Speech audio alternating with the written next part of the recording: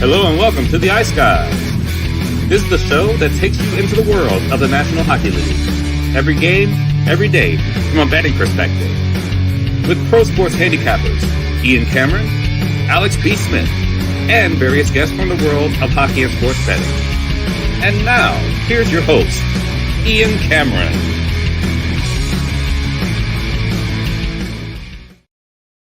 Welcome to the Ice Guys. Tuesday, November the 5th, Ian Cameron, Alex P. Smith, Matt Robinson with you, breaking down the Tuesday NHL slate. Massive card tonight, 11 games on the docket. Obviously, in the United States, it's election day. It's just funny to me that the NBA is taking the night off, saying, hey, we got to take the night off for the election. And NHL is like, fuck democracy.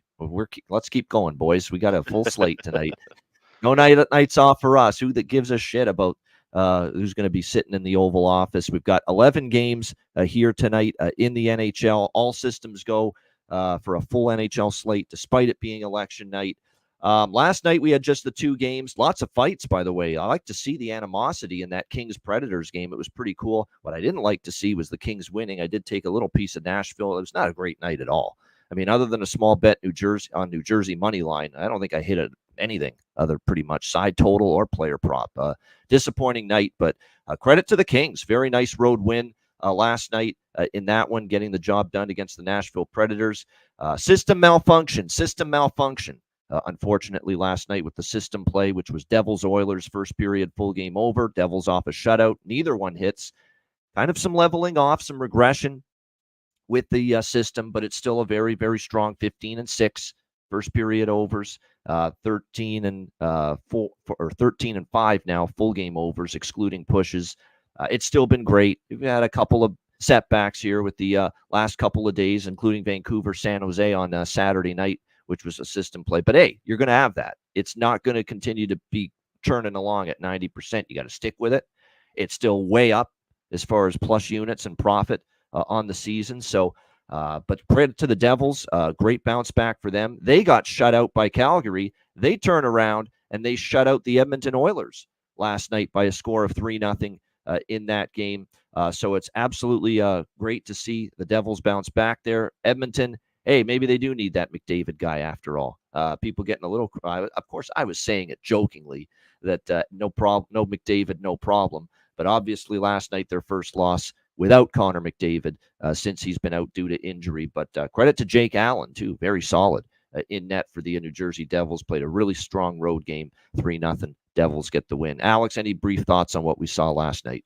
Yeah, so like you mentioned, the system, play having a couple of losses, and there are going to be setbacks, especially when you start off as hot as the system did. But one thing that's going to be interesting, and we'll take a look at it, it pops up in part of one of the systems tonight. But also now set up a second scenario for tomorrow is that you've had teams with back-to-back shutouts. So now that's something that's going to be interesting. We saw where Seattle was able to cash the first period part of the system against Boston. Yep. Didn't cash the full game, but they were shut out. So now they come back tonight against Colorado. But we had that yesterday where Edmonton getting shut out. So now we'll see how that. So that's could be another, could be a leg of the system that develops into something else. Like I said, when you have something of this nature and then you try and offshoot from it, the thing is to look at it completely clear. So we're not looking for overs still with the next trend. Off the back-to-back shutout could mean we see something with an under. It could mean that we see that team win. So looking at something else within a system doesn't necessarily mean we stay with the same style of play. Doesn't have to be a total. We could find something that could end up leading to a side, a derivative side, or some other kind of proper or play that comes out of the back-to-back legs of shutouts. Yeah, good point. Yeah, let's see if we can find a new system. System play 3 coming up out of what we see tonight, maybe, with that Seattle-Colorado game. Because now this is the first time I think we've seen, well, maybe some other team has been shut out in back-to-back games, perhaps. But since we've been tracking this, we have not seen a team shut out in back-to-back games, which Seattle has been, of course. Ottawa and Boston, they get blanked in both games over the weekend. So now we'll see what the reverberating result is emanating from a game following back-to-back shutout losses tonight for the Seattle Kraken. Good to have Matt back with us as he is every Tuesday and Thursday. Matt, anything you want to say about last night? Yeah, nothing too crazy from my end. I caught a little bit of both games. Obviously saw that Big Steph had 2 goals. A couple people tagged me in that. So good to see him scoring. I wasn't on him last night. I had a busy Monday work-wise, so didn't really get it a lot in betting-wise. But, I don't know how many of his goals this season have been first goals, but I can think of at least 3 or 4 of them. So, maybe not a bad look if you do have a feeling it's going to be a Stephen Nason type of night. Sprinkle a little on that first goal as well, because obviously those have some huge payouts. So, overall, obviously not the most exciting nights. 3-0 both games. Neither of them were, 1-goal games, OT, high scoring. It was just, a standard two-game Monday slate. But as you mentioned earlier, 11 games tonight. So I'm sure we'll have some good ones on the docket. So excited to get into it. And get into it we will. We'll begin with Calgary and Montreal. We've got the Flames -145 road favorites, 6.5 the total here in this game between these two teams. Calgary's just it for me with their totals, especially. They're a hard team to figure out. They've actually gone 8-4 to the under this year. The polar opposite for Montreal, 8-4 to the over. So you got one team that's trended under, one team that's trended over. Kind of has me off this total. Don't know which way to go with it. Montreal been an over machine. And then the 6-3 loss was kind of the breaking point against Washington for Marty St. Louis. He kind of gave them a bag skate, which he has not done a lot since he's been a head coach of the Canadiens, but said, hey, we got to shape up defensively. We can't be, giving up 6 goals, 8 goals like they did in those back-to-back losses to the Kraken and the Capitals. They played a lot better against Pittsburgh. In fact, they outshot the Penguins 26-23. They do end up on the losing end of a 3-1 game, though, to the Penguins. Give Nedeljkovic credit, because the Habs were swarming the Penguins for the majority of the third period and just couldn't put one past the Penguins, who have suddenly played a couple of better defensive games lately. They lose that one 3-1. Now they're back home here tonight against Calgary. Calgary starting a road trip and off that loss in the Battle of Alberta to the McDavid-less Edmonton Oilers. The Oilers were able to get the win there. Dustin Wolf confirmed in net tonight for the Flames. Samuel Montembeault for the Montreal Canadiens. I do like the Habs side just a little bit here, coming off in this game at +125. Nothing significant, but I just feel with Calgary now, the price is getting up there on them, -145. And we are kind of seeing signs that, great start to the season. Big surprise that the Flames started as well as they did. But laying $1.45 on the road with a team that's now 1-5 in their last 6 games is not something I'm excited about. So I'm going to take a small shot here, Montreal, to get the card rolling. Alex, what do you think here, Flames, Habs? Yeah, I'm back in the Habs too, because I was torn in this game this morning, because I was looking, and like I said, seeing Calgary taking money certainly pushed me off of the Flame side. And this is one of those games where it could be kind of close enough. I might sprinkle in the draw. I don't love the draw here, but it was the reason that I couldn't take Calgary regulation. So now I'm looking toward Montreal, like you said, with the bag skate. That's usually something, and I can see where this is the kind of group to respond to the bag skate, right? Like sometimes if you do that with an older veteran group, that it may rub them the wrong way. That may not get you may not get the right which has the right response the next game from that. Where here with this younger core, I could see this kind of giving them a spark. Being at home as a dog, and that's kind of the spot where we like to back Montreal anyway. Yeah, I'm gonna go with the Habs here as a home dog. Big improvement defensively for them against Pittsburgh. Even though they lost 3-1, you could tell they were buying into the coach, saying enough of this crap with the lackadaisical play in their own zone, and they certainly played a lot better defensive effort, in my opinion, there on Saturday against Pittsburgh. If they play like they did against Pittsburgh, I think they win this game, because they certainly, I think, played well enough to win that one. What do you think here in this one, Matt? Calgary, Montreal. I think just given the goaltender situation for both teams, at least who's confirmed tonight, I think there's a good chance we see some goals in this game. I think both teams, need to come out and score some goals. So I'm going to I don't love it at 6.5. So I'm going to go with the same game parlay, the first period. Robinson special. That's the Matty special now. Over 1.5 and over 5.5. Yeah. Yep. So I think I'll keep it simple. Hope for 2 goals early, and then hope we get, at least a 4-2 type game. I do agree that I think both teams are playing a little tighter. Obviously, Calgary getting that win against New Jersey a couple games back. 3-0, I think, was the score. Coleman actually had 2 in that game, if I'm not mistaken. So the Plano alumni are playing well right now. But so But yeah, I think, both of these teams, I think Montreal at home, I like that look. So I may sprinkle a little on them just given the value that you get there. But I think my main play is going to be the same game parlay. Yeah, Huberdeau went back in Quebec, playing in Quebec. There's something to that. Maybe that gets him going a little bit here again. And he has played well in the past against Montreal. I don't argue with that. Zary, in my opinion, on the top line, there's some value. Pospisil as well on the top line for Calgary. A little bit of value there as well. So keep an eye on that. Cole Caulfield's been absolutely incredible, as we know, for the Montreal Canadiens. He's never a bad bet as far as a goal prop, especially considering what he's been able to do. But let's give some credit to a couple other players, including Gallagher. Like I said, he's actually tied for second on the team in goals with 4. It's a big drop-off. It's funny. Caulfield's got 10, and then Suzuki and Gallagher are tied for second in the NHL or on the team in goals with 4. So definitely, it's definitely worth noting how important Cole Caulfield's been to the Montreal Canadiens. Like I said, big drop-off after that. All right, Philadelphia, Carolina. We've got the Hurricanes minus 310. Holy mackerel. Huge favorites in this game. The total 6 in this matchup. The Canes keep on rolling along. Pretty impressive. 8-2 now. 3-1 at home, but 8-2 overall. 6-game win streak. They take care of the red-hot Washington Capitals. That was a tough spot for Washington. They were on the back-to-back.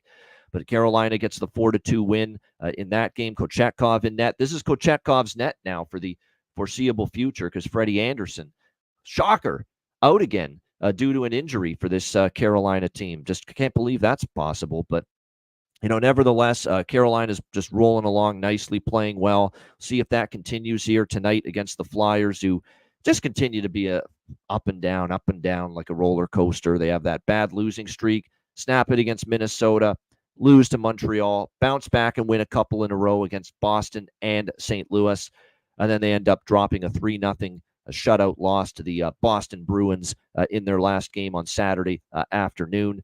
Worth noting, Ersson got injured in that game for the Philadelphia Flyers, left that game. Kolosov had to take over, and we're not big Kolosov fans on this show. Not at all. And in fact, any goalie not named Sam Ersson is fade material, in my opinion. Kolosov hasn't been good. We obviously know that Fedotov wasn't good. That's why he's not there right now at the moment. Kolosov, 3.27 goals against average, 870 save percentage is what he's got going into this matchup against Carolina. Hurricanes, looking like at their schedule, they play Pittsburgh next. Don't really consider that much of a look ahead. 4-8, 4-4-4. 5 of the 6 games on this win streak for the Canes. They've scored at least 4 goals. Pretty simple, straightforward call here for me. Carolina team total over 3.5, around -130, -140. I think it's one of those situations where until Kolosov shows me some better goaltending, Tortorella can say all the right things. They could try to defend better in front of the goalie, which they've been doing. Philadelphia's had a couple of nice defensive games here, but this goaltender still worries the hell out of me for Philadelphia. Anyone not named Ersson in net right now for Philadelphia worries me. So I like Carolina team total over, and this is system play in effect. So I am on first period over, full game over 6 as well with the Flyers and the Hurricanes. Again, the system play in effect. Flyers off that shutout loss to Boston on Saturday. All right, Alex, what do you think? Flyers and Canes? Yeah, nothing on the side. I get people in the chat taking a flyer, pun intended, on the Flyers at +250 because that's just a high price. And yeah, Carolina's not going to win every game, but I'm not trying to step in front of the Canes right now. I'm going with the first period over heavier. Also, we'll have that over 6. I'm playing over 6 small to try to get some 5.5 in game. So that's my plan of attack here. So riding the system play, but full unit on the over in the first period, half a quarter unit, kind of going maybe toward quarter unit on that over 6, and then I can throw another quarter unit on over 5.5 in game. I mean, if you actually put this line out there as Carolina -310, Philly +250, and you tell me Samuel Ersson's in net and he's healthy and he's in net, I actually don't think it's a bad idea to look at Philadelphia. Right. He's been great. Ersson's really been good the last few starts, but this Kolosov, man, I'm not liking it at all. He's all over the place. He has trouble tracking pucks. It's a problem right now. If Ersson's out, good luck for Philly. They're in some trouble. We got to pump our brakes even with Ersson too, because as good as he looked, it's magnified because of how bad the backups are, right? Like it's the same thing. We talk about Peter Mrazek. Peter Mrazek, as good as he looked, we'll talk about the Hawks, but obviously his numbers will always and his form will always look better because the guys that were below him weren't good. There's several teams with these examples. So Arison's good. He's the best of the options, but it's not like he's all of a sudden a top 15 goalie in the league either. No. It's just that he's leaps and bounds better than these two guys they'd have, backing him up. We are going heads up against some strong series trending history to the under with these two teams. 4 straight unders with the Flyers and the Hurricanes. But the system play is in effect, and when the system play is in effect, we bet it. Simple as that, regardless of anything else. What do you think here in this one, Matt? Flyers, Canes. This one, I'm just gonna go with the system play on the first period. I love the Canes in this spot. I'm not gonna lay 310, obviously. No. And I see the puck lines like still minus 120, minus 125. Those always scare me when it's a minus puck line. It could be a 4-2 game. Philly scores with 8 seconds left. You lose, even though Carolina, might have been up 4-1, and then, Philly made it 4-2. So you can have a team sort of dominate a game and win by 1. So I agree with you on the team total, but I mean, I'm seeing it like minus 150. I think I'm going to keep it simple. Just do the system play. That'll be my only bet on this one. First period over. All right, first period over. Yeah, I like the full, again, over by Fecta for me with it being the system play. Carolina team total over 3.5, which is, again, a pretty reasonable price. By the way, I do want to point out Philly did win in Carolina last year. You have to go all the way back for that one last year to Carter Hart being in net last November. November 15th, 2023, Carolina did get a win, or Philly did get a win in Carolina 3-1 with Carter Hart in net. And of course, Carter Hart, we ain't going to be seeing him anytime soon. Let's put it that way. As far as this one, though, like I said, we'll have to see how it plays out. Kolosov is a concern, and it's a concern until Arison gets back, in my opinion. I get why they're going to Kolosov, because I think Fedotov might be even worse, quite honestly. Right now. Now, I'm not saying these guys can't eventually be good, but they're not at the place right now where it appears to me they're ready to be in the NHL. All right, Ottawa and Buffalo. We've got the Ottawa Senators minus 115 road favorites. The total 6 pretty much across the board here in this game.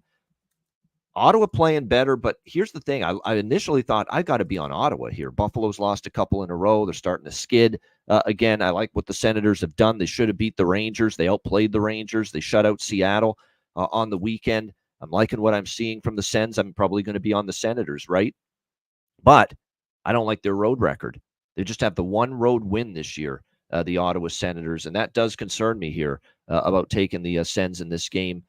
So I'm only on the first period over here, slightly smaller on the full game over. So it's an over by Fecta, but it's tilted to the first period over with, again, Ottawa, pretty strong first period over team this season. I think that's got a chance to continue. And the Sens and Sabres did play a lot of games last year where they scored goals. Now, again, Travis Green's here now with the Sens. We know that. New coaching staff trying to play a little bit better defensively. They have upgraded their goaltending with Linus Ullmark in net, expected, of course, to get the start tonight.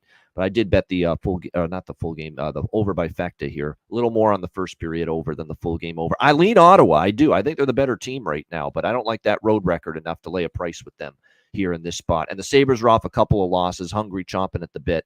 So that was enough to keep me off Ottawa, but I do lean Sens a little bit. Alex, what do you think here? Sens, Sabres. Yeah, I'm on this first period over too. I got minus 126 at FanDuel. Last 4 meetings have flown over in the first period. 2-1, 3-1, 2-2, and a 5-0 spot in the last meeting. So like I said, slight lean to Ottawa. But these are two teams that it's hard to kind of really gauge sidewise. And like I said, cheap price. You could probably wait, and this goes back and forth. You can probably get something, whichever side you like. Could probably find a plus price next to them betting in game. So I'm just going to go in first period over and then maybe look for something live during the contest. Good stuff. All right, Matt, anything for you here? Ottawa, Buffalo.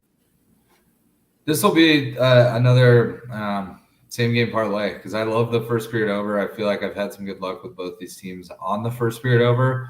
And I think if we do get at least 2 in that first period, maybe we get lucky with 3 or 4. Getting to 5.5 is not going to be an issue. So, probably not my most exciting game to watch tonight or anything like that, but I could see this being a 4-3 type of game. I'm sort of at a toss-up on who I would take from a sides perspective, so I'll just be on the overs. So similar to an over by Fecta, just throwing them in the same bet.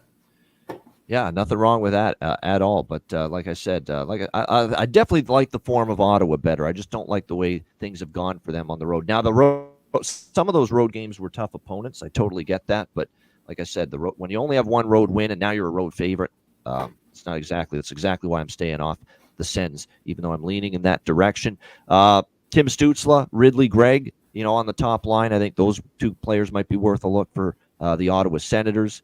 We've talked about that.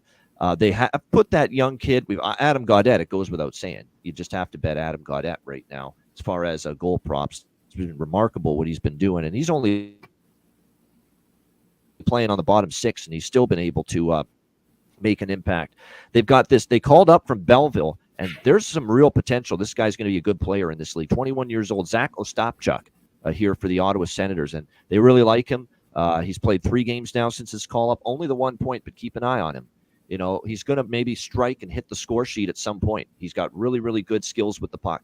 Zach Ostapchuk here for the Ottawa Senators. So good stuff as far as value potentially with him. For the Buffalo Sabres, it looks like tonight they might have Zach Benson back. He's been out for a period of time. They might get him back here for this game. We've talked about how Ryan McLeod and Jason Zucker are 2 players that even though they're down on the third line, they're a little bit undervalued. So I think there's some value with both of those guys playing on the third line. Zucker's picked it up offensively lately, and McLeod obviously has given them a little bit of a punch from the bottom 6 as well so far this season. All right, we move along. It's Boston and Toronto. The Bruins and Leafs, they just met in Boston recently. It was a Bruins overtime win against the Leafs. More misery for Toronto against Boston. But Toronto minus 125, home favorites tonight, 5.5 the total.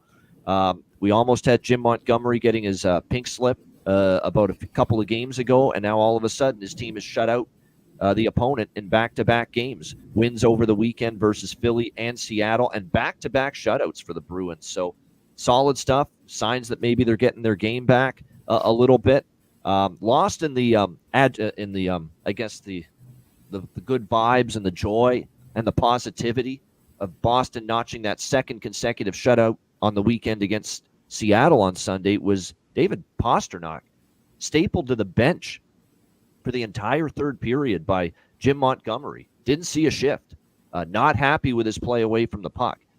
So that's going to be interesting to see what kind of response we get from Pastrnak here tonight. And that's where Jim Montgomery's had the issue with him. Obviously, he's still been able to find the back of the net, although he hasn't been on fire like we've seen at times in the past. But it's his play away from the puck that's been lacking a little bit. And it was cause enough for Jim Montgomery to sit Pastrnak down for that third period. So fascinating to see what kind of performance we get here tonight from him in this game. For Toronto, the big news is Austin Matthews is out, scratched for this game, out due to a upper body injury is what we're hearing. So Matthews won't play. To be honest, Matthews has not been firing on all cylinders yet this year for the Leafs. So, yeah, they miss him, but you're not getting Matthews in peak form right now the way he started his season. Craig Berube is opting to plug Max Domi into that top-line center spot with Mitch Marner and Matthew Knies. I actually like the move because Domi struggled. Domi has not had a great start offensively to his season at all. He's been gripping his stick too tightly, I think. He's missed some great chances. Still doesn't have a goal yet this year and only 6 assists. Maybe getting him with Knies and Marner is a good way to get him going here tonight in this game for the Leafs. So, and remember, they experimented at center with Max Domi in the first-round series against this Boston team last year, and he played pretty well when they put him into that spot. So maybe this is just the cure that's going to the cure that fixes what ails Max Domi a little bit, giving him this opportunity on the top-line center position. You can't break up Pacioretty, Tavares, and Nylander with the way they've played. That line stays intact, and then pretty much status quo with your bottom 6 here as well for the Leafs tonight. I'm going to take a shot with Toronto here tonight. It's a discount now. Everyone is poured in on Boston now with Matthews out going into this game. I think it's a little bit of a discount now on the Leafs. I know they've had miserable time of it against Boston, but Boston shutting out Seattle, who's now been blanked in 2. And remember, Seattle got shut out by Ottawa. So it's, Boston blanking them is nice, but how impressive is it when Seattle also got shut out by Ottawa? And then you factor in that the other team they shut out is Philly, and Philly's been a erratic mess throughout the course of the season as well. Toronto felt they could have beaten Boston in Boston a few that previous meeting earlier this year. First game without Matthews. You know how sometimes they rally the troops. Look at what the Oilers did without McDavid in that first game when he was absent. And the Toronto and the Oilers rallied and got a win with McDavid out for that first game against Nashville. I could see Toronto winning this. I think you're getting a little bit of a discount now. So I'm going to take Toronto minus 125. I'm also going to take the draw. There's no way I can pass up the draw in this game. All these two teams do is play close games. The previous meeting in Boston went to overtime just over a week ago, 4-3 Bruins. 3 of the last 4 meetings, if you combine the postseason and the regular season, have gone past regulation. So Leafs and the draw for me here with the Bruins and the Leafs tonight. And I do have a prop that I really, really like in this game quite a bit. And I'm going to save it because it's actually going to be my best bet on the show. You heard it. I'm breaking news right now. A rare player prop, best bet for me on the show today. We need to shake it up because the best bets have been hit a bit of a downturn. We're shaking it up today. There's a best bet from this game player prop that I like. Matt, what do you think here? Boston, Toronto. So we're actually on the same page here. I think I lean Toronto here. I know Boston, went to Philly, got the low scoring 3-0 shutout win, and then, Jack Edwards night on Sunday against Seattle. I'm not buying it. I still think that they are in a tough position as far as, their long-term for the season. I think, a light couple wins doesn't sell me that they're back or that they're, in good form or anything like that. So I lean Toronto here. I do agree that Matthews being out gives it a little better value, and I don't think he being out is that big of a deal. I mean, you saw Edmonton where McDavid has been playing well. He gets hurt, and then they go on a little bit of a heater in their next couple of games. So I don't think Matthews being out is life-changing for this team, and it is in Toronto. So obviously there's history between these teams. No one's going to need help getting motivated for this game, but I just think Toronto's in better form overall. So I'm going to take the Leafs here. And then I have a prop on this game that will be bargain bin that I'll bring up a little bit later. So, yeah. All right, there we go. Alex, back with us. What do you like here, Bruins, Leafs? I'm just keeping it simple with this. I'm on the draw pregame. I grabbed that yesterday, plus 340. That's rinse and repeat kind of play with these two teams. But also, I like the first period over in game. I'm not playing anything pregame. I'm kind of getting in Ian mode. I'm going to get greedy here and wait for a big plus price. I'm looking for plus 120 or better. I think we can wait almost halfway through the period before we get goals here. So if we're looking at either 1.5 at a big plus price, or even looking at a over 1 or a half goal in game. So this is when I have big time circle, especially with no Matthews. I think the pace is slow early, but then we could see, like I said, these arrivals. It gets physical. We could see a power play pop up, and there'll be time, I think, where we can get a much better adjusted price and or number in the first period. Yeah, definitely. It's a possibility. We see that for sure. I'm going to save the prop. Actually, other than I have a best bet for the show in this game as a player prop. And like I said, I don't do player props very often for best bet, but this is one that I like today. But other than that, I will mention Nyes is worth a look here in this game again. I think Max Domi, goal and an assist. I'm going to sprinkle on both. Max Domi goal, Max Domi assist. I think maybe just, and this is the coach saying, we believe in you, man. You've had a tough start to the year offensively, of course. 0 goals, 6 assists. But now with Marner and Nyes, top line center opportunity. I think that's just the vote of confidence that maybe Max Domi needs to get rolling here. No question. So I like that buy low here on a guy that's been struggling here with this opportunity that he's now going to get due to Matthews being out of the lineup. Pacioretty I like too as far as value because he's played well since playing with Tavares and Nylander. All right, next up we've got the Pittsburgh Penguins and the New York Islanders. Islanders minus 130, home favorites in this game. The total sitting at 6 across the board. The Pittsburgh Penguins, where's their defense suddenly come from? I mean, a couple of games now where we've seen some better defensive play from this Pittsburgh Penguins team. We'll see if that can carry over here into tonight against the New York Islanders.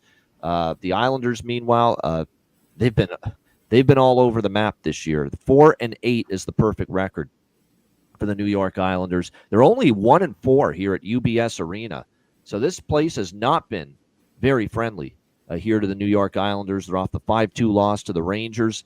They are just 2-5 in their last 7 games. The wins were against New Jersey in overtime, and then Buffalo on the road. I can't believe I'm saying this, but I'd be closer to betting Pittsburgh in this game than the Islanders. And I haven't been high at all, as you know, on the Pittsburgh Penguins this year. But they have won 2 in a row. The Islanders are just never a team I'm comfortable laying a price with as a favorite. I know it's only -130, but 1-4 at home and laying -130 with how erratic this team has been, I can't do it. I'm not doing it. I'm not taking the Islanders. So I lean Penguins. I don't think I'm betting the side, though. I'm not that giddy about betting Pittsburgh, but if you forced me to bet a side in this game, I would lean Penguins a little bit. Nedeljkovic in net for the Penguins. Sorokin confirmed for the New York Islanders. For Sorokin, it's 2.29 goals against, 922 save percentage. The numbers are all right, but unfortunately the results are not there currently for Sorokin. There's been games where they haven't scored for him. He hasn't played that bad, but again, problems consistently getting the puck in the net. That being said, there's been no problem getting pucks in the net with these two teams head-to-head. Coming into tonight, 7-1-2 to the over, believe it or not, in the last 10 meetings between the Islanders and the Penguins coming into this one. So I'm going to go full game over. That's the only side or total I have in this game. I'm going to also sprinkle on the draw in this one as well. We do have some signs that point to this game being close. Last 2 meetings last year, both of them were 5-4 Islanders. One of them did go to overtime. We've seen the Penguins go to overtime or a shootout twice in the last 6 games. Obviously, this Islanders team has actually cooled off the overtime or shootout games for the last little bit. But I think it's one of those games where I don't see separation for either side. So a little over 6 and a little draw for me with Penguins Islanders. Alex, what do you think here? Pittsburgh, New York Islanders.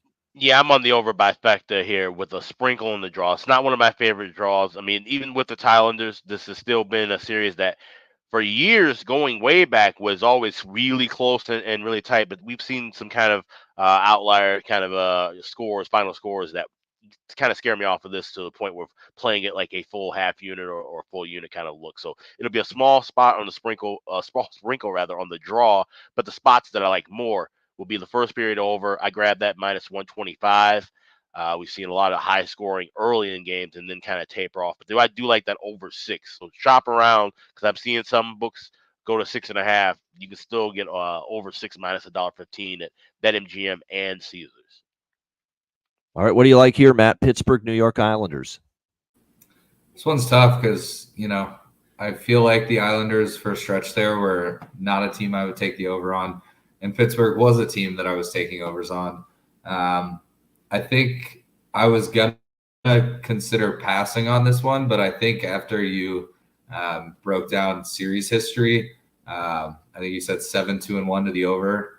Yep. Something 7-1-2. It's actually only 1 loss, 2 pushes, 7 overs in the last 10 meetings. Yep. So I think that's going to force me to do another SGP first period over and then full game over at 5.5. Hopefully we get to that 6 because I have a feeling those 2 pushes were 6. So that's really 9-1 to the over if you get it in at 5.5. So that'll probably be my only play on this one. Again, it was going to be a pass. I don't really know. I mean, I lean Islanders. Pittsburgh has picked it up just a touch. They're on a 2-game win streak. I don't know. So I'm going to stay off the sides and just take a little SGP here. Raquel, Drew O'Connor, Cody Glass repair, Cody Glass replace for the Pittsburgh Penguins is on the second line now for them. So a little bump up the lineup. That's why I see the value showing. Siplikov for the Islanders. Lee and Pajot are up with Horvat, with Barzal still out, and Duclair still out, of course, too. So keep that in mind. And yes, they're banged up on the blue line. Excellent point. Romanov's out. Mike Riley's out. Adam Pelech can just never stay healthy. This guy, I worry about him as far as longevity in the NHL. I mean, it's just one injury after another for him. He's a solid stay-at-home defenseman, and he just can't stay on the ice for the Islanders. Once again, it is. They got Isaiah George. That's another thing that I think helps the over. Isaiah George and Grant Hutton are your third pairing called up for the New York Islanders tonight on that blue line. So after, and they've got Dennis Cholowski here with Dobson, Pullock, and Mayfield. So there's a lot of new faces on that blue line. It's not only chemistry, it takes time to gel. when you put a bunch of new faces in on the blue line, but it can lead to mistakes, breakdowns in communication, and all of that's probably good for the over moving forward in games where you see, again, massive change on the blue line, like what we're seeing right now for the New York Islanders. All right, Tampa Bay Lightning and St. Louis Blues. Tampa Bay minus 170, road favorites, 6 the total in this game. Really do love this spot for Tampa off back-to-back losses to Minnesota and Winnipeg. Two really good two teams that have obviously played very well. So I don't think we can shame Tampa Bay for losing those 2 games against the Wild and the Jets the way Winnipeg and Minnesota have played. But there is, it's not a cheap price, minus 170, and news today that Braden Point will not play tonight for the Tampa Bay Lightning. That being said, I really think they get right here. This is a team, especially for years, we've talked about this. They usually stop losing streaks before they get out of hand. And now they've lost a couple against very good teams. And to be honest, 2 teams that are better than the St. Louis Blues. So I think it's a great opportunity for the Lightning to bounce back. I'm going to take a shot with Tampa first period puck line here. I mean, I don't love the minus 170. I like the team total a little bit. I'll probably dabble in the Lightning team total over as well. But I think that what I like the most, especially value-wise, is that Tampa Bay first period puck line. You're now off 2 straight losses. You want to have a good start here in this game. And let's be honest about St. Louis. Even though they did beat Toronto in their last game, they were actually trailing after the first period, 1-0 to the Leafs in that game. So if you took Toronto first period puck line against St. Louis, which I did, you would have cashed. And that is another reason why I think tonight, maybe another slow start for the Blues. They did not play a good first period against Toronto, and then they played a very good second and third to win that game. I think with Tampa off those 2 losses in a row, you get a good effort out of the gate. And again, Point being out hurts. But again, how many times do we see the team step up? So really like that value of Tampa. It's my favorite bet on this game. Tampa Bay first period puck line, -0.5, plus 165 right now at DraftKings. I'll also get in a little bit on that team total for the Lightning here in this one. I like the first period puck line, though, a lot more. Alex, what do you think here? Lightning, Blues. All right, I've done this before and it cashed in nicely, so I'm going to tail you on this. I'm going to go quarter unit on that first period puck line with Tampa Bay, and then I'm taking the rest of that unit and going amongst these 3 correct scores in the first period. Tampa 1-0 plus 450, Tampa 2-0 plus 10-1, and Tampa Lightning 2-1 at 12 plus 1200. All right, there you go. Correct score. And I remember you hit one of these with the Utah game recently. Yep. In the first period, and it ended up playing out quite well. Value with Mitchell Chaffee here for the Tampa Bay Lightning. 3 goals in the last 6 games, and now because of the injury to Point, he's playing with Nick Paul and Jake Gensel. That's your second line right now. Kucherov, Cirelli, and Hagel currently your top line. So, like I said, I like the looks here for Mitchell Chaffee. Hagel now on the top line. He's played well. For the St. Louis Blues, it looks like tonight we've got Dylan Holloway up with Shannon Kyrou. Dylan Holloway, to me, is definitely someone I think that we've targeted for props before. He's now got 3 goals in the last 5 games, starting to heat up. I like Dylan Holloway as far as some value with him now on the second line for the Blues here tonight. What do you think here in this one, Matt? Tampa Bay, St. Louis. I'm pretty heavy on Tampa here. I agree with what you mentioned about them kind of cutting down losing streaks pretty quickly. I don't think St. Louis, is A, near as good as the 2 teams they lost to, but B, just I think they're a very lower middle pack team in the league right now. There's nothing too flashy about them. Bennington isn't what he was in that playoff run. He's not a slack goalie. He's not, it's not like all on him or anything like that. I just don't think he's really playing outstanding. I think he's like 3-5 on the season so far this year. So I lean Tampa. I think they get it right. I'm not going to lay -170 on them on the road.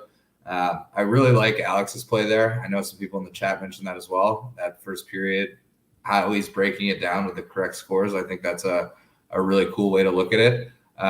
I think I'm going to keep it simple and just jump on that team total over 3.5. I'm seeing it at even money, I think. Asking Tampa to get to 4 goals in a game that they're trying to make things right, I don't think that's a big ask out of them, especially if we get one of those 2-0, 2-1, which are 2 of the options that Alex mentioned. So hopefully they get 2 in the first. His bet hits, and then we're halfway home for the team total. So I'm going to be on team total over 3.5. Yeah, I'm on that, but as well. But I like even more. Like I said, I like the first period puck line plus 165 on that first period puck line. You want to hear a funny stat here? We talked about how St. Louis trailed after the first against Toronto, even though they won. Tampa Bay's only 2-2 in their last 4 games, but they have led after the first period in all 4 games. The Nashville overtime win, they had a lead after the first. The Colorado game, they had a lead after the first, and even in their 2 losses to Minnesota and Winnipeg, Tampa Bay led after the first period in both of those games. So another reason why I like the Lightning first period puck line. They've been good starters here, even in the games they lost over the last 2 against better teams, I might add, than the Blues. All right, next up, we've got the LA Kings taking on the Minnesota Wild. We've got Minnesota minus 160 to upwards of minus 180 now in some spots. The total in this one, 6 shaded to the under in this game. Minnesota keeps on rolling. Could only back Minnesota here, but especially with the Kings on the back-to-back. But I don't know. From a value meter standpoint, the value meter is pretty low as far as I'm concerned on Minnesota. We're back to Minnesota in that range again. Minus 180, where I don't love taking them when they're this kind of price. When they're laying a nice little number like they did against Toronto, or they're got a nice little price like they did against Tampa, I'm more interested. Minus 180, I'm not. But I don't want the Kings on a back-to-back against a team playing this well. So a rare game where I don't have a whole lot to say on it. Other than Rossi prop, worth a look. Gaudreau, Freddie Gaudreau, that is. He's been playing a little bit better lately. Now, Kaprizov did have that over 1.5 point streak snapped, but he had gone several games in a row over 1.5 points, multi-points this year. Does he get back to that tonight against a tired, fatigued LA Kings team playing the second night of back-to-backs? We'll see. But like I said, Fiala against is probably worth a look as well, Russell, because he's been heating up for the Kings, and also he gets to play his old team here, Minnesota, go back there. So that makes a lot of sense to me. Like I said, Minnesota lean, but I don't love the value. Alex, what do you think here? Kings, Wild. Yeah, I definitely don't like this price with Minnesota. Don't like the spot for LA. And even with the goaltenders, you got Riddick going. Gustafson's been solid. I don't even like the draw on the spot. So this game's going to be a pass for me pregame. If I like anything, this will be something. This will be one I'm watching. So I definitely will look for something in game. But as of now, nothing. If you like Minnesota and you want to bet them, if you want to place a bet on Minnesota, and I certainly lean that way, team total over 3.5, I'm seeing plus 125. That's a pretty good price on that Wild team fair. total for them to hit 4. What do you think here in this one, Matt? Kings, Wild. Yeah, I'm definitely not going to bet against Minnesota at home, given LA on the back-to-back. But I don't like the price either. I'm not really sure on totals here. One thing I do like, if there's anyone that's going to be fresh legs in a back-to-back, it's young guys. They don't think about it as much. It doesn't affect them, especially early in the season. I'm going to take a shot with Alex Laferriere. He is in bargain bin. He is in bargain bin area. He's not going to be my bargain bin tonight. I think he's up to 8 goals already this season. He's on their first power play. It does look like he's dropping back to that third line with Byfield. It looks like they've put Turcotte back up on that first line, but plus 330 for a guy with 8 goals this early in the season. I think there's a lot of value there, and he is, he's my little brother's age. He's an 01, so the fatigue factor shouldn't be as big of a deal for him. So I like anytime goal. I'll probably take anytime goal, anytime point on him. Being on that first power play unit. If LA does chip away at all, I think he's going to be involved. So definitely lean Minnesota. Not going to lay this price. Could be a trap game where they sort of lay an egg. They've played really well. I'm not going to bet against them, but it could be one of those spots. So I'll probably just be on that prop or those 2 props, goal and point for Alex Laferriere. All right, Alex Laferriere. And yes, he's been good, and he's definitely had some value of late for the Los Angeles Kings. So definitely no argument maybe taking a look as far as props for him in this game. All right, next up, we've got the Utah Hockey Club taking on the Winnipeg Jets. Winnipeg minus 210, home favorites, 6 the total. What a start to the year for the Winnipeg Jets. It goes without saying. I don't think anybody had them 11-1 after their first 12 games, but here they are. And they are suddenly doing it with one of the best offensive teams statistically right now in the NHL. This team is popping in 4 goals or more now, 6 straight games, and in 8 of their last 9 games. They are now number 1 in the league in scoring, averaging 4.92 goals per game. Now, there's going to be some leveling off at some point. There's no question. But almost 5 goals per game. Wow. You talk about off-the-charts offensive production as a team. We're seeing that right now from the Jets. They have the number 1 power play in the NHL, and it's not even close. They are 10 percentage points higher than the second-ranked power play in the NHL, which is Colorado right now. Winnipeg is number 1 at almost 45% efficiency. Now, there's going to be some regression coming. You're not going to be 45% on the man advantage forever.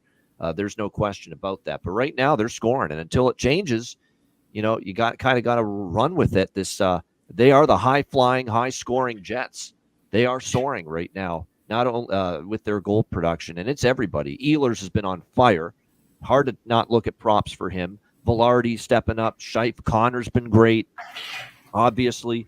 And they've got players that are capable down the lineup of coming through and chipping in, like Neil Pionk suddenly is scoring goals from the blue line. Morrissey's got 15 points. Perfetti, Niederreiter, Velarde, they all have 4 or 5 goals. Like I said, 8 goals, 17 points for Ehlers, 9 goals, 19 points for Connor, 7 goals, 16 assists for Scheifele. It really is everybody right now for the Winnipeg Jets chipping in for this team offensively. We'll see how this one plays out. Utah, by the way, I do want to point out with Winnipeg, their next game is at home against Colorado, which is, of course, the team that knocked them out. So can they maintain the focus here against Utah to take care of business? Utah off a 4-3 overtime loss to Vegas. One of those games where I thought they played pretty tough.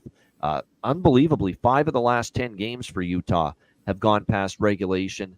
I think this is a game where Utah hangs with Winnipeg. They compete.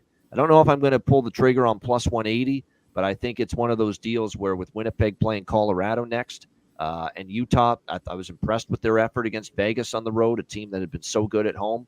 I think we've got this situation here where Utah can hang in this game a little bit. I don't know about taking the plus 180, but what I will take is the draw in this game. Utah, 5 of the last 10 have gone past regulation, and I think we got the chance here to see this game maybe get ourselves into overtime or a shootout, and we get that kind of performance here from Utah.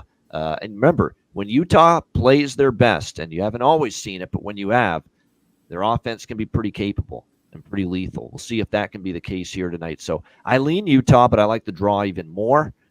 And more than anything, I like the over by Fecta here. I mean, if it ain't broke, don't fix it. Winnipeg's turned into a little over machine right now, especially the first period overs. I think Winnipeg is on a consecutive game first period over streak. They're on a consecutive game over streak right now, 6 in a row. I'm pretty damn sure all of those games, except maybe one, also went over in the first period for the Winnipeg Jets as well. I'm just looking. The Seattle game didn't, but I think everything else did. Toronto, Winnipeg went over. And then the last 3 games that they played, Detroit, Columbus, and Tampa, all 3 of those games went over the first period. So over by Fecta and the draw. And I get the sneaking suspicion Utah's in this game. Don't know about winning it, but I think they're in this game here against Winnipeg. What do you think here in this one, Alex? Utah, Winnipeg. I took a shot with the Jets team total over 3.5. I got minus 115 at Bet Online. Like you said, this has been the hottest offense in the league right now. And you got Utah going with Karel Vejmelka. We know it's the weaker of the 2 goalie options. They're skating with 11 forwards and 7 defensemen tonight. So, that's kind of just, things get discombobulated sometimes when you have that extra skater, when you deviate from the 12-6 setup sometimes, and you're managing your ice time a little differently. So I just think this could be a spot where, like I said, Utah could be live, and if they get their offense rolling, this could be kind of a track meet. So I'm just going with Jets over 3.5. This could easily be a 4-4 game if Utah can show up offensively. But like I said, Winnipeg's just been a wagon right now. Yeah, both teams to score first. I might turn this, Russell, into an over trifecta, because I think this is the game where I could definitely see first period both teams to score. Vejmelka numbers aren't great, of course, 0-2, 89 save percentage, not what you want to see. Now, the reason he's getting this start is because I do think Connor Ingram needs a little bit of a rest. His numbers have taken a bit of a hit the last few games, but nevertheless, not exactly a goalie I'm trusting against this smoking hot Winnipeg offense. But I think Utah can score tonight, which is, again, why I think this game goes over the total. What do you think here in this one, Matt? Utah, Winnipeg. I'm loving what I'm hearing because this is definitely a spot for the same game parlay. I feel really good about the first period, and with how Winnipeg's playing, I'd be shocked if they're involved in a game that doesn't hit the over at 5.5. So I'm going to keep it simple. Just go with the Matty Rob special and take the same game parlay on this one. And by the way, we should probably going to see Connor Hellebuck in net. I believe it has been confirmed it will be him. So that's what we're looking at for Winnipeg here in this one as well from a goal. Yeah, Hellebuck in net for the Winnipeg Jets. All right, we move along to Seattle and Colorado. Colorado minus 180, home favorite, 6.5 the total in this game. This is not going to be popular because Seattle's been shut out in their last 2 games. Who the hell wants to back the Kraken here? This is more about Colorado with this patchwork lineup, minus 180 to me.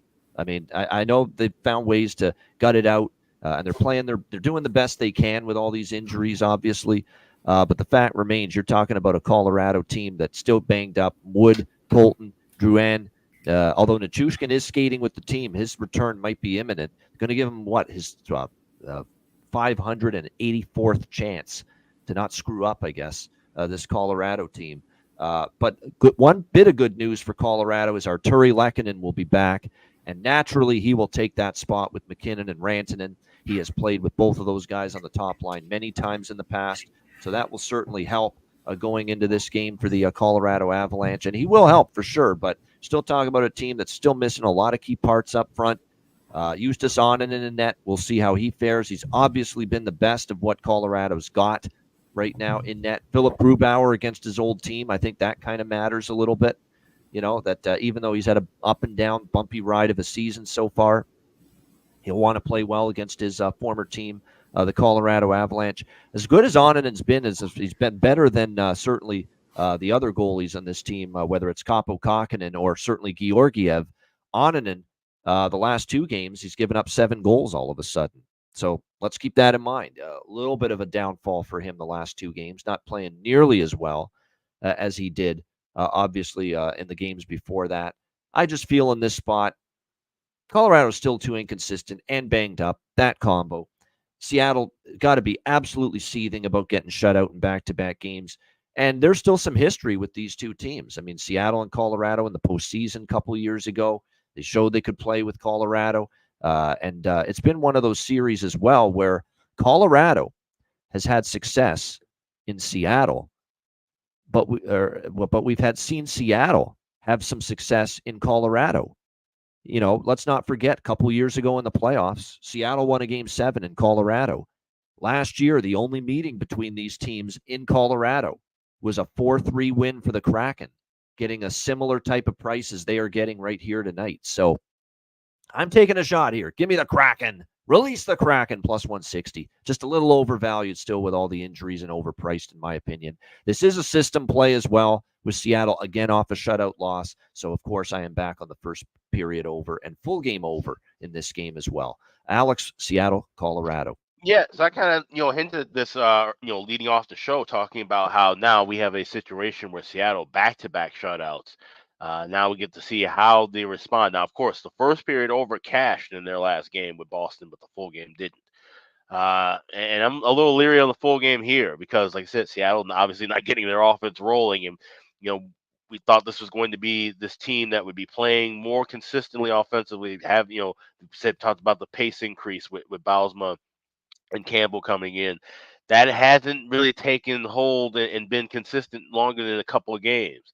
So now you're going up against a Colorado team that's been struggling mightily defensively. They don't really have the offensive horses with everybody banged up. So we're riding with the first period over here in the system play, but I am not on this full game over. Now, if I see the pace increase and maybe we don't get any goals, but the pace is there and that number drops at a 6 or a 5.5, I might be willing to take a shot. But just as of right now, off current form and just with all the injuries of Colorado, if it wasn't for the system, I wouldn't even be on this first period over. So this is just kind of following the system on the first period over. But if this system wasn't around, this would probably be a game I'm completely passing because I don't like Colorado's form and Seattle. Like I said, I need to see more consistently from them as far as scoring goals. Yeah, like I said, look, both teams are struggling. Seattle's been shut out in back-to-back games, but the point I'm making and why I like Seattle here is, we're putting Colorado out there at minus 180 when they're still they do. Lehkonen being back does help, but it's still a crazy price. They're still the Colton. Don't underestimate Colton and Wood. Those two guys were playing really well for Colorado before they got injured. They're still banged up front. Oninen has kind of regressed the last 2 games. They've lost 3 in a row. Chicago went in there and beat them. The Blackhawks, Blackhawks went into Denver and beat the Colorado Avalanche. So to me, this is just overpriced Colorado, given the situation, given the struggles, given the injuries. It's not like this is a ringing endorsement for me of Seattle. This is more Colorado at this price, and Seattle beat them last year in Colorado, and Seattle's probably going to bring a heck of an effort. Whether it's enough's a question. But I think there's more than enough reasons that Seattle could be live here tonight, especially at this price. Matt, anything for you here? Kraken, Avs. I'm going to sound like a broken record, but this is the last one of the card. But I'm going to do the same game parlay here because I know the first period is a system play.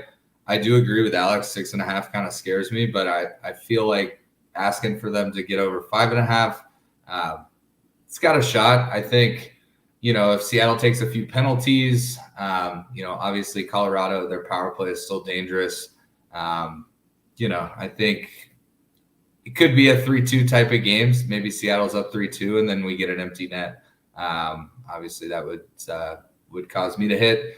But yeah, just given that I really feel good about the first period, I feel less good about the full game, but I like it at 5.5. If it was a 5.5, I feel like it would be worth a good look. So combining those should be able to get it still in the plus 110, plus 120 range when you put them together. I like that for this game, but yeah, I think that's going to be it for me. I don't want to say I lean Seattle. I believe in Seattle.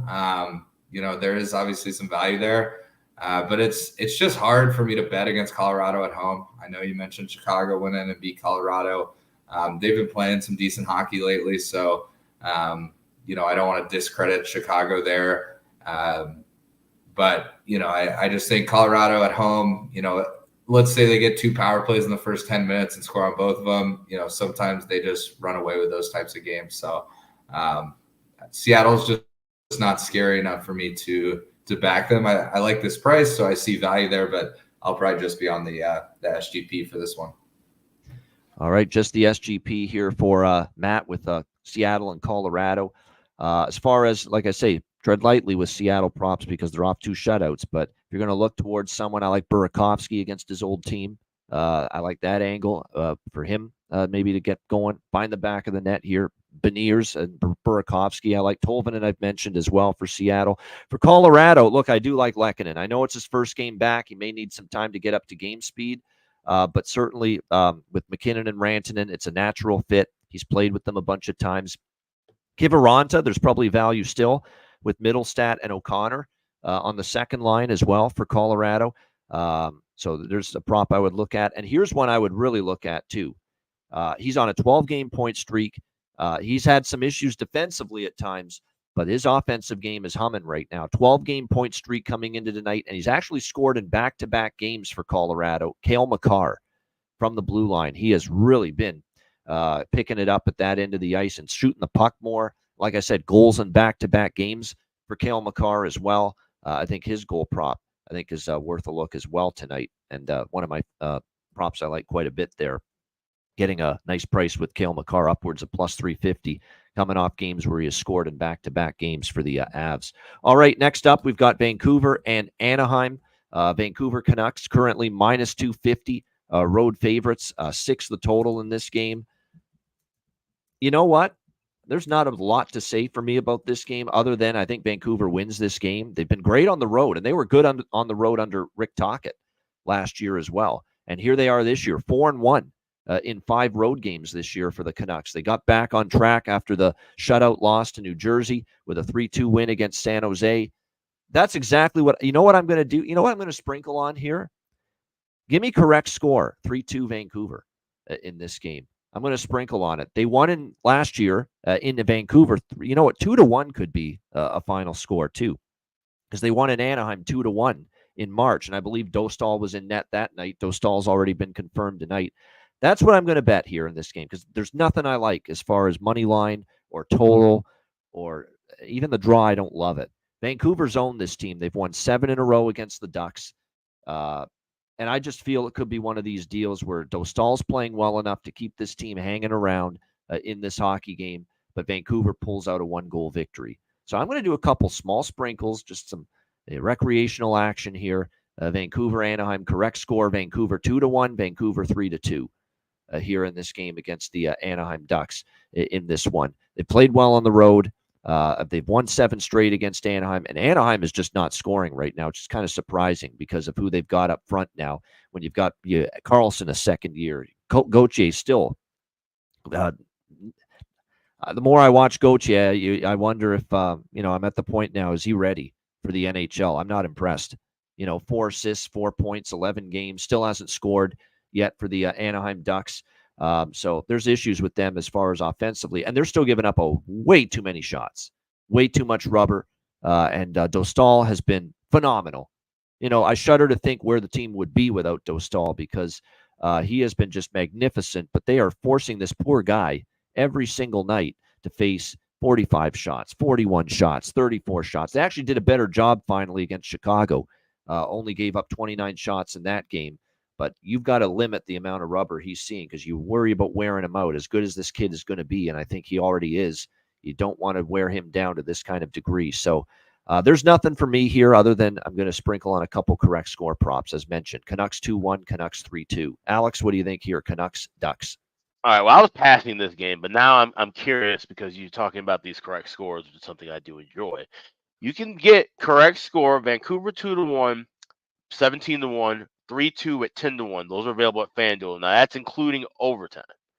Now, if you want to get a little bolder and go 60-minute correct score, you can go Vancouver 2-1 plus 2,700, Vancouver 3-2 plus 2,100, which means you could also grab a 1-1 tie at plus 2,600 and a 2-2 tie at 12-1.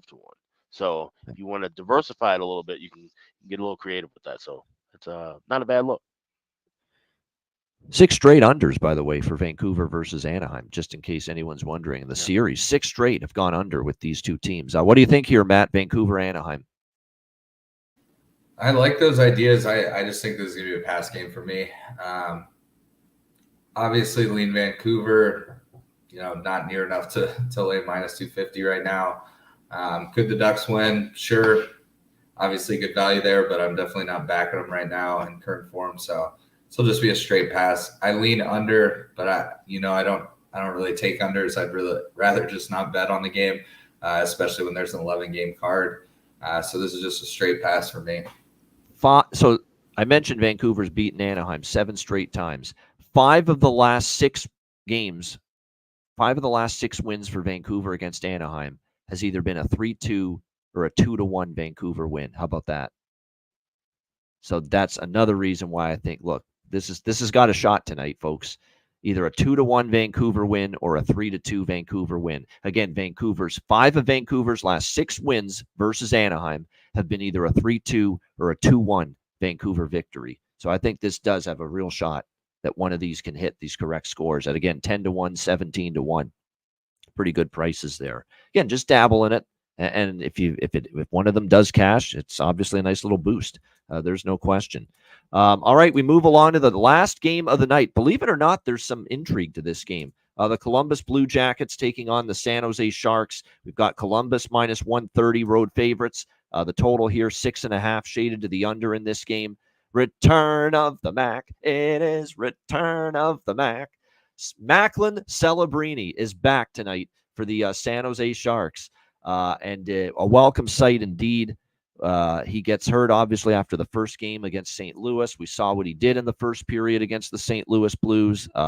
He factors in on multiple goals, gets his first NHL goal in his first game, and certainly will be a shot in the arm for the San Jose Sharks, particularly offensively. Coming off, a hard-fought 3-2 loss against Vancouver.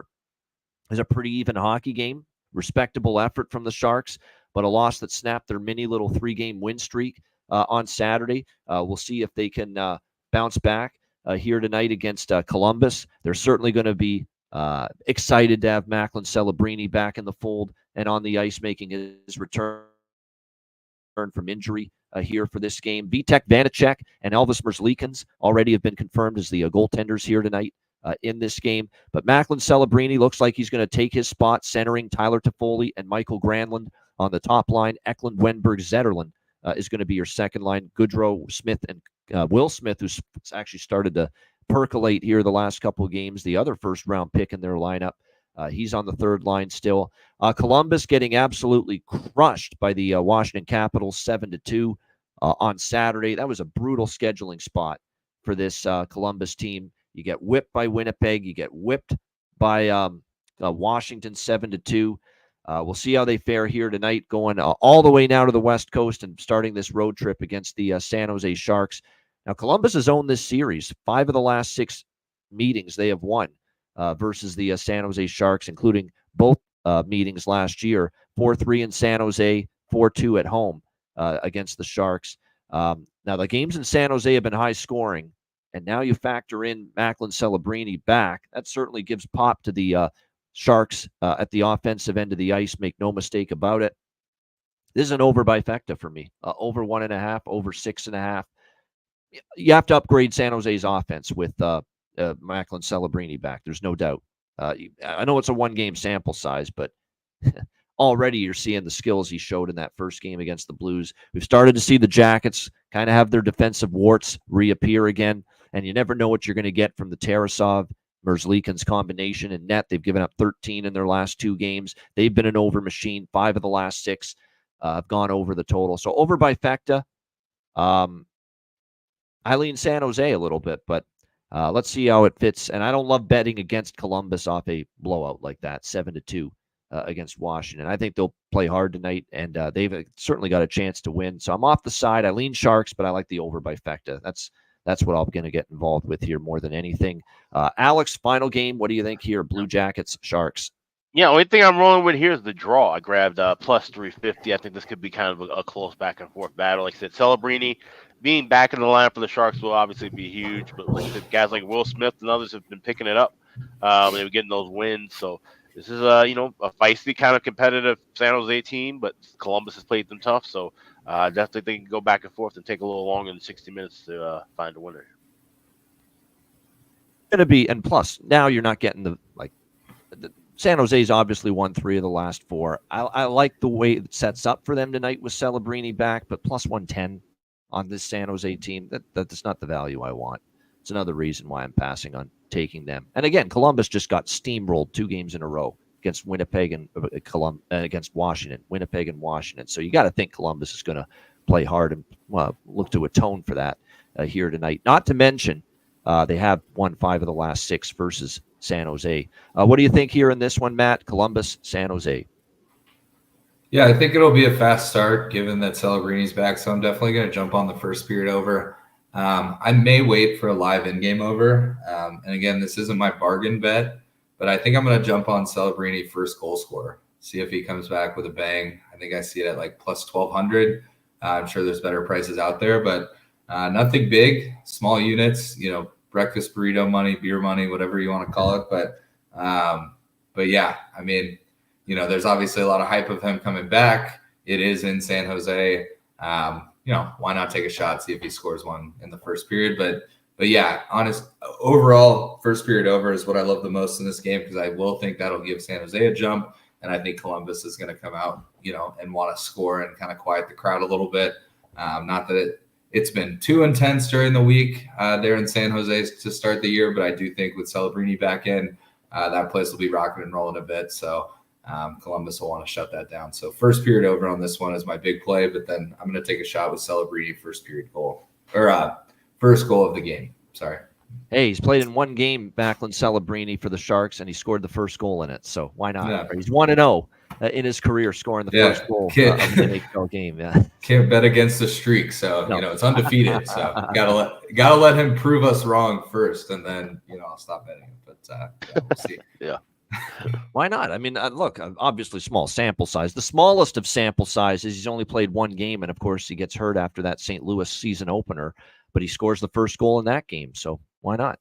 Why not take a shot there with the Mac attack? Macklin Celebrini, first goal for Matt. Going to take a shot with that here in this game. And like I said, it's exciting to see him back because I know it was just such a brief moment, but in that first game, he was all over the ice. He made impact plays all over. A multi-point game in his first NHL game. It's very, very impressive. Goal and an assist. It was a goal and assist in the first period, by the way, of that game against St. Louis. So it'll be fun to see him back in there for sure, and excited to see how this one goes. As far as props, we've talked about Monahan quite a bit with Shinnikov and Marchenko. That's been good value. I think Fantilli steps up and makes an impact tonight because he knows, look, there's another number 1 overall pick or top 5 pick on the other side. I want to put my name out there too and show what I can do. So Fantilli props might be worth a shot tonight. And like I said, with San Jose, you can exchange anyone on the top 6.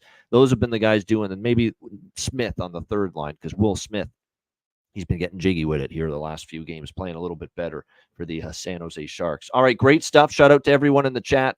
Hit the like button on the way out. Appreciate it very much. And a reminder, if you're not subscribed already, what are you waiting for? Get to patreon.com/iceguys, just $10 per month. Again, you get goalie charts, totals charts, bonus content, the daily card, sides, totals, and player props posted each and every day. Patreon.com/iceguys. And again, your subscription helps support the show. $10 per month. Check it out. Patreon.com/iceguys. Yes, also check out the Ice Guys store, iceguys.myspreadshop.com. We've got everything in stock. We've also got a sale coming up this weekend for Veterans Day, so definitely check that out. So, browse around, see what things you like, put it in your cart, and just let it sit there for a few days. And then when that coupon code becomes active, we will let you guys know, and then you can make sure to save when you shop as well. That's at iceguys.myspreadshop.com. All right, great stuff. All right, we got Bargain Bin Special of the night and Best Bets coming up in just a moment, right after we hear from our great Ice Guys sponsors.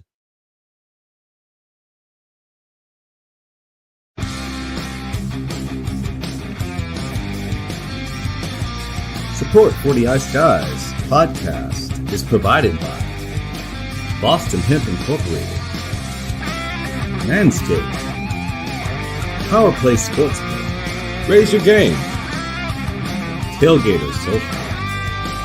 And a big thank you to all that subscribe to the Ice Guys Patreon page.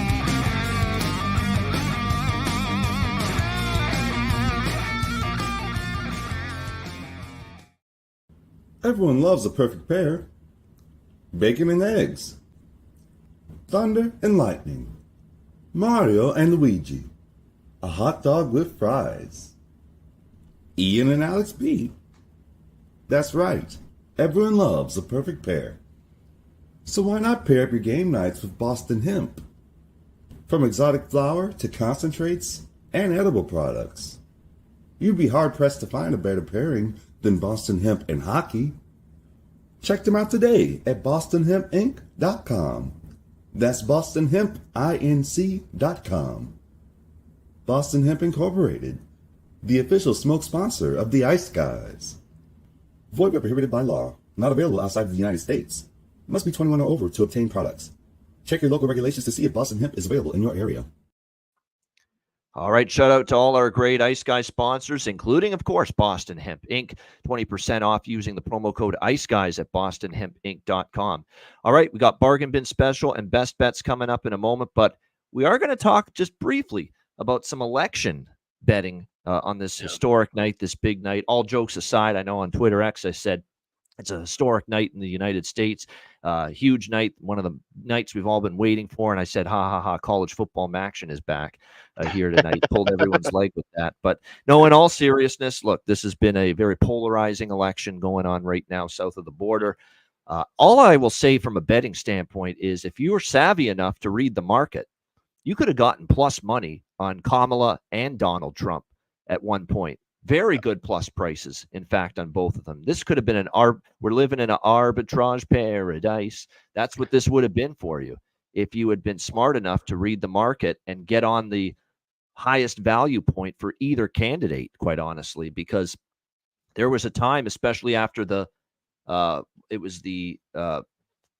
debate, one of the Trump debates where he kind of didn't perform well in a lot of people's eyes. It was slanted because ABC kind of didn't grill him very well, or fact check him too much, or fact check Kamala, I should say, too much.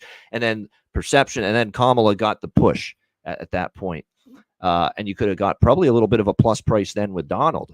And now all of a sudden there's been this big momentum to Trump here from what I've heard and seen the last, couple weeks. And now all of a sudden Trump is a decent favorite, and now Kamala is a plus price underdog. So like I said, if you were smart enough to read the market or on top of it, you could have gotten plus money with Trump and Kamala Harris at one point during this election run. So it's just depending on if you were right on top of it, you could have had plus money in your pocket on both sides here of this election here tonight. But Alex, I know you have a couple things you want to talk about with it. Go ahead. Yeah, I just wanted to mention about, like I said, when you're looking at election betting, and like I said, these are markets that are consistently fluid throughout the entire run of the campaigns and so forth. And obviously, we had changes of where it was supposed to be Biden, and then of course Kamala being the Democratic nominee.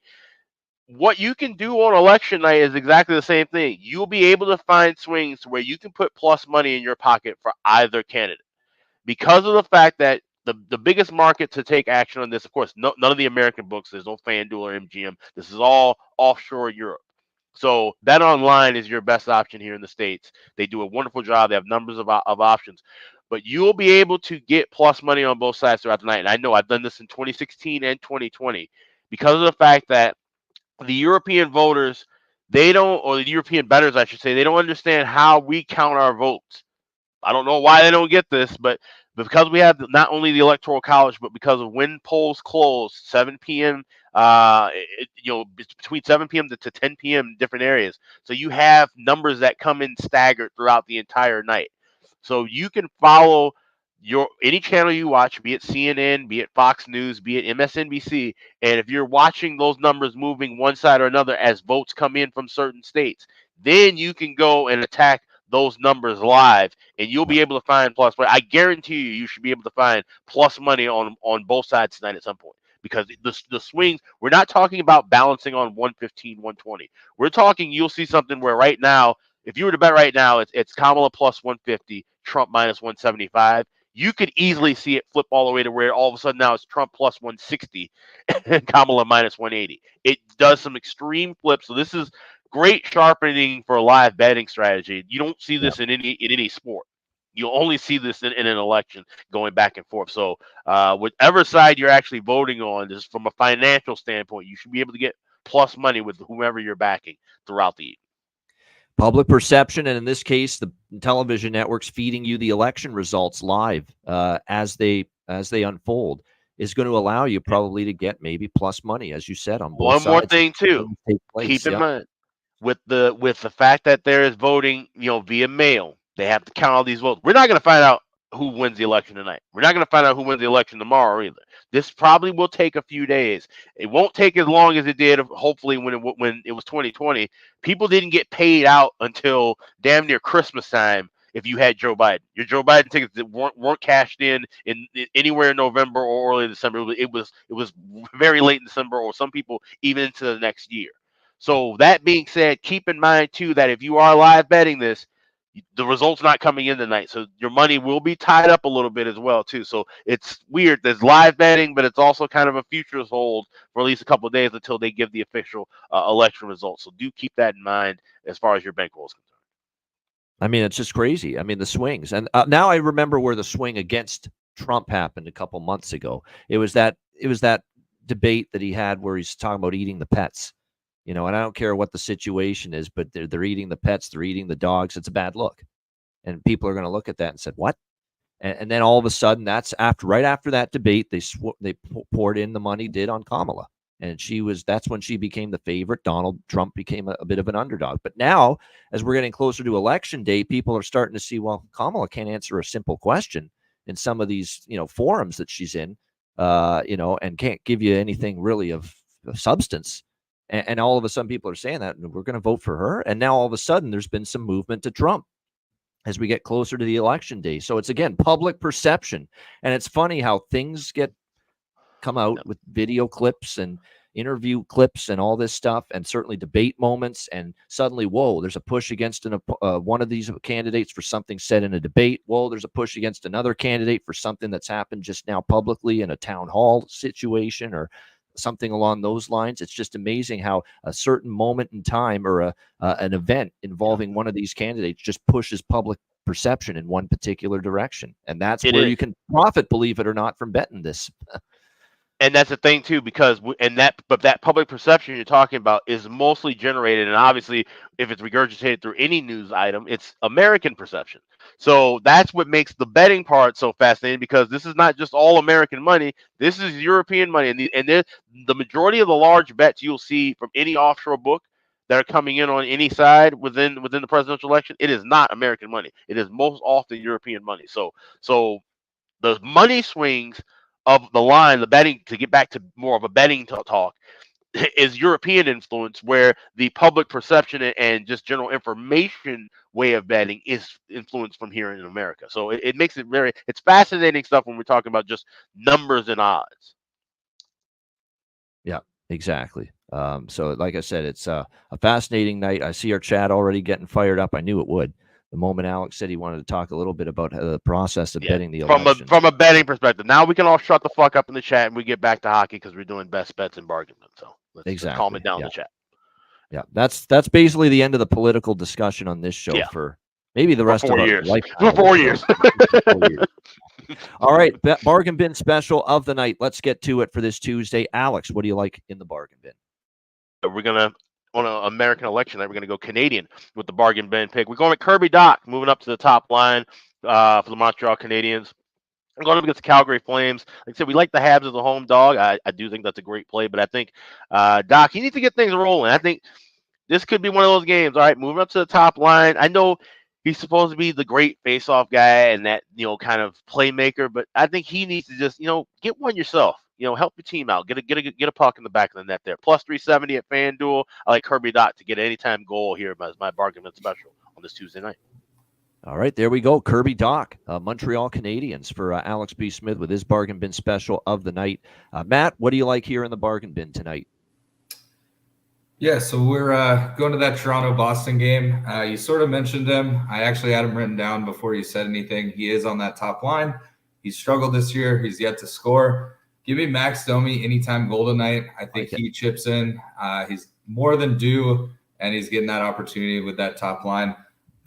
That's my bargain bin. I'm actually going to take it a step further and bet Domi 2 points tonight, because I think there's a chance, maybe he gets 2 or 3 assists, doesn't find the back of the net, but has a great momentum game. That's also plus 600. But my true bargain bin, I think Domi finds the back of the net. It's going to be a greasy goal like always. He'll probably have his helmet knocked off in the process, but Max Domi anytime goal tonight for the Toronto Maple Leafs. All right, Max Domi plus 475 up to the top line, taking the spot of Austin Matthews, who's out tonight due to injury. So there you go. I like it. Domi plus 475 for the Toronto Maple Leafs for bargain bin special of the night. My bargain bin special of the night, I mentioned him in the Seattle-Colorado game. I'm going to go to Cale Makar for the Avs at plus 350 at Bet365. 2 games in a row with a goal, shooting the puck a lot. I think because of the injuries, he kind of feels like, hey, I've got to take a little more ownership offensively because of who we've had out of the lineup. And like I said, goals in back-to-back games, pretty good price. Plus 350, Cale Makar for me. Colorado Avalanche for bargain bin special of the night. All right, best bets for this Tuesday. Alex, we'll start with you. What do you like for best bet? Yeah, we'll head it down to Raleigh, North Carolina. Got the Philadelphia Flyers taking on the Carolina Hurricanes, and we're running with that system play. First period over 1.5. You can get that. I have minus 130 still available at FanDuel and a couple other shops. We don't trust that goaltending with Philly, and this just feels like it could be one of those good spots where we get some back and forth action early in the contest. Carolina's been red hot, especially at home. So, Flyers, Canes, first period over 1.5, minus 130. My Tuesday best bet. There you go. Flyers, Canes for Alex B. Smith, over 1.5 first period for best bet. Matt, what do you like here, best bet? I am going to go to Winnipeg, that Winnipeg-Utah game. As you mentioned, Winnipeg is scoring in bunches, and I think this could be a spot Utah puts up some sort of a fight. So I'm going to take the first period over in Utah and Winnipeg. Don't care how it happens. If Winnipeg keeps rolling and it's 2-0, boom, we hit. If it's 1-1, if Utah comes out and shocks the world and they're up 2-0, we got to hit as well. So all we need is 2. Don't care how. Utah, Winnipeg, first period over. That's my best bet tonight.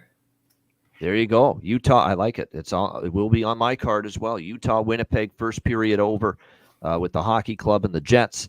best bet for Matt Robinson for this Tuesday card. My best bet, and I teased it long enough, it is a very rare player prop best bet for me for this Tuesday night. He got benched in the third. I expect him to be better tonight. He has feasted on the Toronto Maple. Even though I think Toronto could win this game, I think he gets on the board against the Leafs yet again. David Pastrnak, plus 135 to score a goal tonight for the Boston Bruins. Like this situation, the one thing we've seen from Pastrnak in the past, that when he has had these little riffs with Montgomery, he's responded the right way. I think he will here tonight as well. So David Pastrnak to score a goal, plus 135. My best bet here. A rare player prop best bet for this Tuesday NHL card. All right, shout out to everyone in the chat. Appreciate it very much. Hit the like button on the way out. Very much appreciate it. A reminder, the Ice Guys is live 7 days a week, Monday to Friday, 2 p.m. Eastern, Saturday and Sunday, Tuesday to Friday, 2 p.m. Eastern, Saturday, Sunday, Monday at noon Eastern. If you can't watch the show live, download the Ice Guys podcast in audio form on all major podcast platforms. For Alex B. Smith and Matt Robinson, I'm Ian Cameron. Have a great Tuesday night. Enjoy the games and good luck. And we will be back with you tomorrow on Wednesday for another edition of the Ice Guys.